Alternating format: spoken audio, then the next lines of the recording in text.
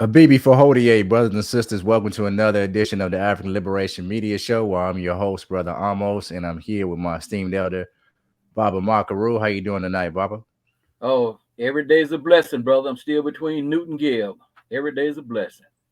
I'll say. We're going to get into a few different topics tonight. The first one that we're going to deal with is Fanta Bility, the young sister, 8-year-old sister who was killed by 3 Pennsylvania police officers. We're going to get into what happened to those police officers and the current status of that situation. Baba Makaru, go ahead and take it away. Be before here, brother. Almost. Yeah, we started covering the this heinous crime that was committed against this 8-year-old child and several other people. It started actually at a football game or after a football game, August 27th, 2021. We started covering the story in, I think, maybe in November when we first heard about it. And we were one of the first things that really struck us was the lack of, first of all, coverage that this was getting, the lack of attention, and more specifically, the lack of moral outrage, because this is an 8-year-old child, and we don't do any comparative justices things here or injustice, but compared to particularly George Floyd, there was nothing, and so we started following the story. What happened was it was after a football game, a high school football game. Fanta was attending the game. Her family immigrated to the U.S. From West Africa. Her sister was a cheerleader on the team, and I think she had a cousin or somebody that was playing on the football team. It was in Sharon Hill, Pennsylvania. And after the game, two self-destructive black males got into an altercation and started firing shots at one another. There were three Pennsylvania police officers about 50 yards away from where the shots were fired. Now, they had no idea who fired the shots or anything. Quite naturally, when shots are fired, people scatter. These two sisters got into their automobile and sped away. The three police officers, two white, one black, the brother, if you want to call him that, was a native of Jamaica. They started firing shots at the car because they said they thought the car was involved in the shooting. So you can see their level of ignorance and incompetence, starts right off the bat. They fired several shots into the car. Some of the bullets went through the car and struck Fanta in the back, killing her, wounding her 12-year-old sister and two others. And uh, so we started covering the story initially because just a heinous crime committed against a black child, and secondly because at the time the district attorney was not filing any charges. Well, eventually he convened a grand jury, and the grand jury returned an indictment for three on three different charges: voluntary manslaughter, involuntary manslaughter, and 10 counts of reckless endangerment. And reckless endangerment is a misdemeanor in Pennsylvania, uh, punishable by 2 years in prison and a $5,000 fine.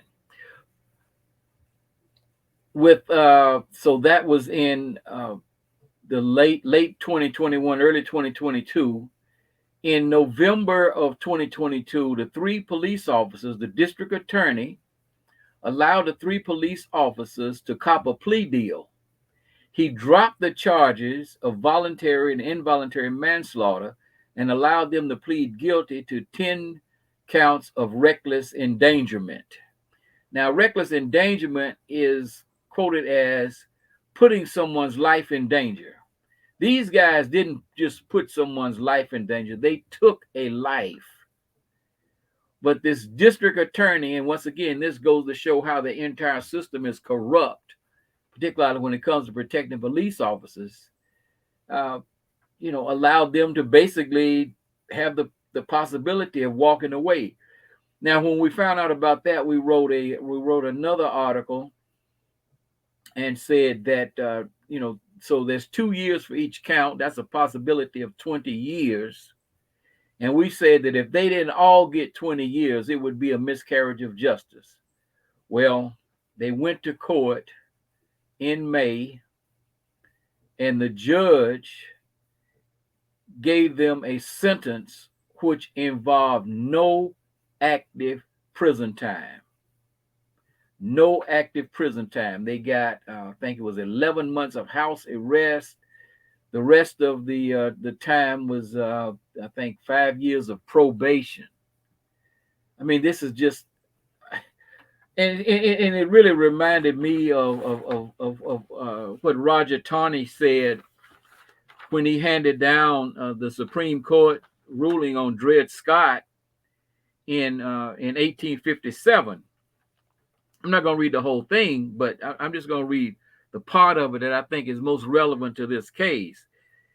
He said he's talking about us, our ancestors who were in chattel slavery. They had for more than a century been regarded as beings of inferior order and altogether unfit to associate with the white race, either in social or political relations, and so far inferior that they had no rights which the white man was bound to respect, and that the Negro might justly and lawfully be reduced to slavery.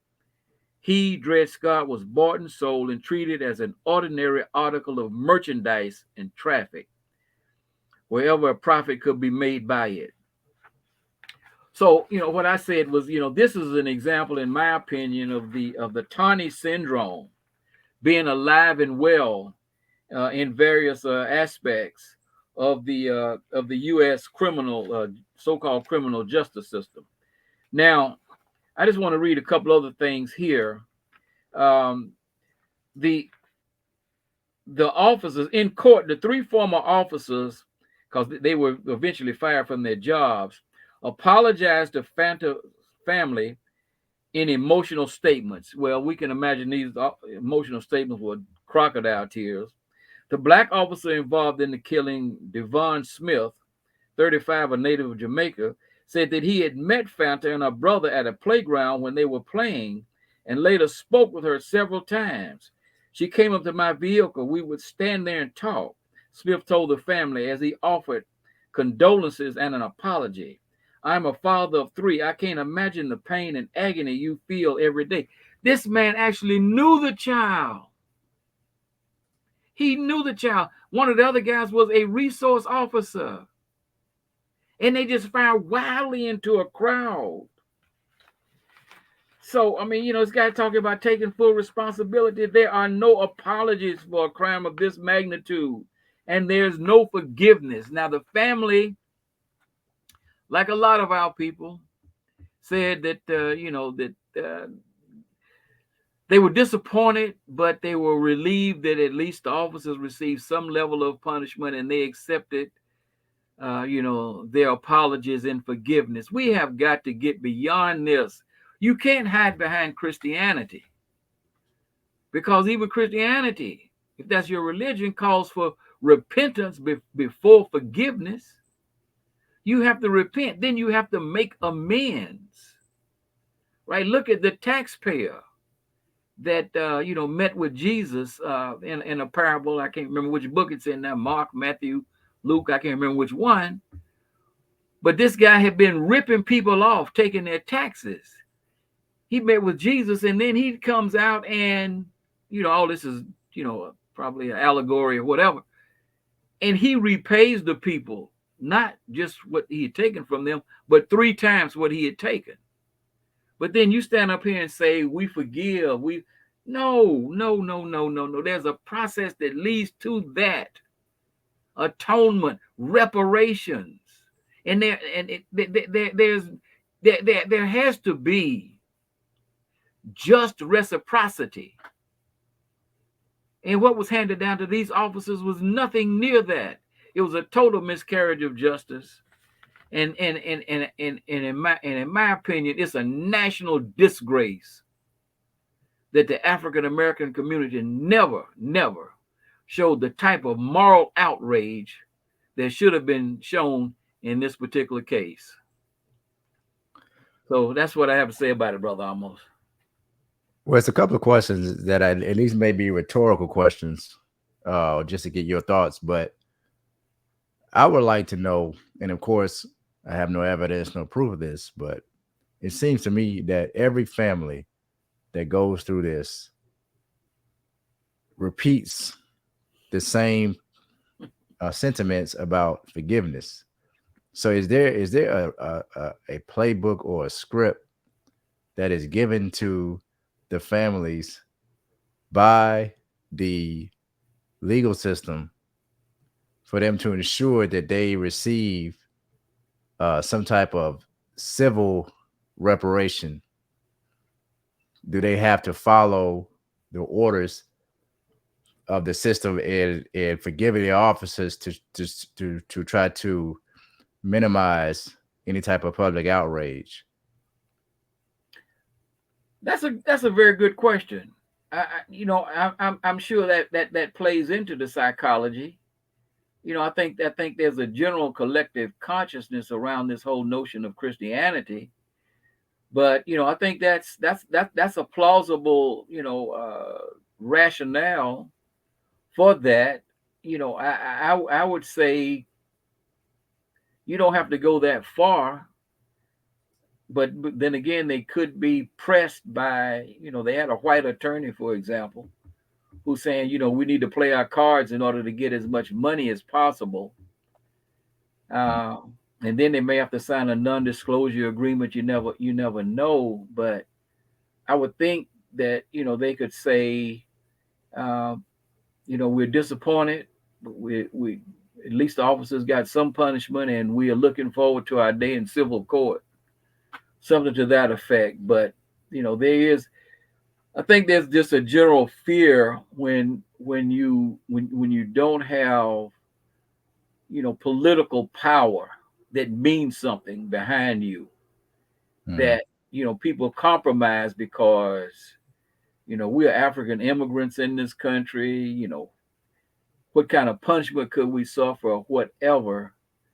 And do you want to blow the opportunity to get paid? But to me, that's, yeah, I mean, that's in a way that's blood money. It doesn't, it nowhere equals. And the bad part about it is, in each one of these cases, it's not the officers, it's not the people who committed the crime that are paying the money out of their pockets. Now, granted, they probably don't have a whole lot of money, but I don't think they should have anything. They don't should have. They should be homeless.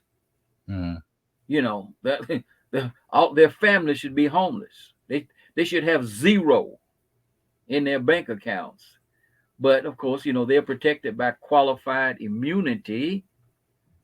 So but that was something I hadn't thought about, brother. Almost. I'm glad you brought that up. And another thing too that I think about is when I see a lot of shootings that happen to people who have migrated here from other countries. Um, it often seems that the media does downplay the coverage, and I don't know if that's to try to keep a good relationship with the countries that they also have another citizenship from, or if that's to not to discourage other people from migrating here. But I've seen in other cases where I believe there's a Nigerian brother, I can't remember his name, they got killed a few years back, and Yeah, last year, as a matter of fact. Yeah. yeah, that didn't receive much coverage as well. And then I also remember there was a Asian that was killed. I believe it was a Chinese nationalist. I could be wrong, but I'll have to look it up. But Well, you even go back to Amadou Diallo in New York. What was it? 43 shots. This brother was shot so many times. When they picked him up, bullets fell out of his body. I think he was a native of Guinea, I believe. mm, But I think you raise a very important point, because we know that that one of the threats that Omawale Malcolm X posed was his connecting of the oppression and African people on the African continent to, you know, Africans here in the diaspora, particularly in the United States. And so this would be in the context of this quote unquote new Cold War, the multipolar world now emerging, and with the inroads that China in particular and Russia are making on the African continent, the Soviet Union they ran a consistent propaganda campaign against the United States all across the African continent during the civil rights movement, showing people images, from places like Birmingham with little black children being rolled down the streets, with, being hit by fire hoses, and black people being killed in places like Watts. The Soviet Union did this on a regular basis. Okay, so once this gives them an opportunity, if something like this gets that kind of coverage, it becomes something more difficult, for the United States to operate on the African continent. So those are two very good points you raised there, brother Amos.